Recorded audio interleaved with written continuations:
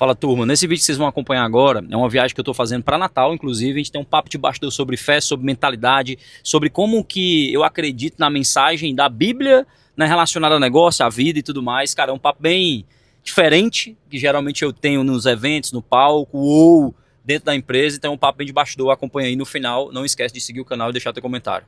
Você pode movimentar a montanha de um canto pro outro. Fala várias coisas, mano, várias coisas. E Jesus não fala coisas por falar, mano. Ele fala coisas porque ele tem intencionalidade no que ele fala, certo? Se ele tem intencionalidade, ele quer que a gente entenda algumas coisas, entendeu?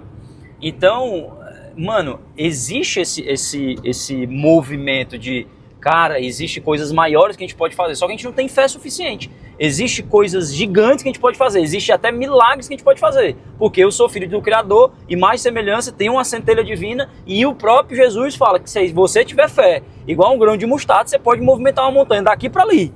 Só que a gente não tem fé, o problema é que a gente não tem a fé suficiente para acreditar, ter crença suficiente nesse futuro que ainda não se viu, para poder agir no presente para que chegasse nesse futuro que a gente não viu ainda.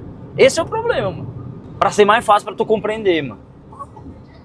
Não é só compreender errado. Não, beleza, tirar as coisas velhas e tudo mais. Mas o velho é a tua mentalidade, mano. É a maneira velha de pensar, mano. Mais importante do que trocar um sapato é trocar o jeito que tu pensa, entendeu? Ele dá o mundo físico para as pessoas tangibilizarem, mano. Mas o mundo físico é o menos importante, entendeu? É da mente. Porque se ele trocar a mente, ele não aceita a cortina velha que ele tem, entendeu? Aí ele vai lá e vai trocar. Mais importante do que o físico é o interno, mano. É a mentalidade. Não se conformeis pelo padrão desse mundo, mas renovai-vos vossa mente, renovai-vos pela transformação da sua mente. Que é sobre mentalidade, mano. Tá lá em Romanos 12:2. E ele fala o padrão do mundo. Quando você pega o contexto histórico, bíblico, Paulo tá dizendo, o contexto do mundo daquela época lá, eram os romanos que, cara, ele estava focado em status, estava focado em poder, estava focado em religiosidade, não em espiritualidade, estava focado em outra coisa. E a galera, os gentios que ele estava pregando naquele momento, eles tinham como padrão aquela galera, né? Os grandes, poderosos da lei e tudo mais. E eles, não se amoldem aqui por esse padrão aqui, desse mundo. Vocês têm que se renovar pela transformação da sua mente, entende? Então, Paulo já dizia isso, mano. O mundo quer te prender nesses padrõezinhos muito menores e dizendo que é o melhor padrão. Porque as pessoas que estão no padrão pequeno, elas acreditam também, assim como as pessoas que estão no padrão elevado, acreditam que estão bem, as que estão nos menores padrões também acreditam, até porque as pessoas que têm sucesso e as pessoas que têm fracasso, as duas têm meta. As duas pessoas têm meta. E por que que uma tem sucesso e outra não tem? Entende? É a mentalidade.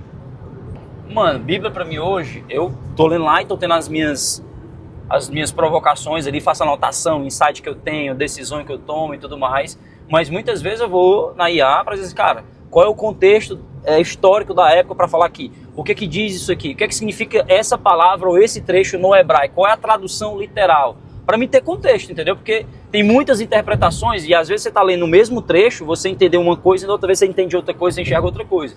Aí eu fico trazendo na IA provocações para me entender, para mim ver o contexto histórico da época e ver o que que significa efetivamente, né? Porque tem as traduções da Bíblia. Aí eu quero saber o que que significa, por exemplo, a palavra plantado. Né? Você foi plantado à margem de um ribeiro.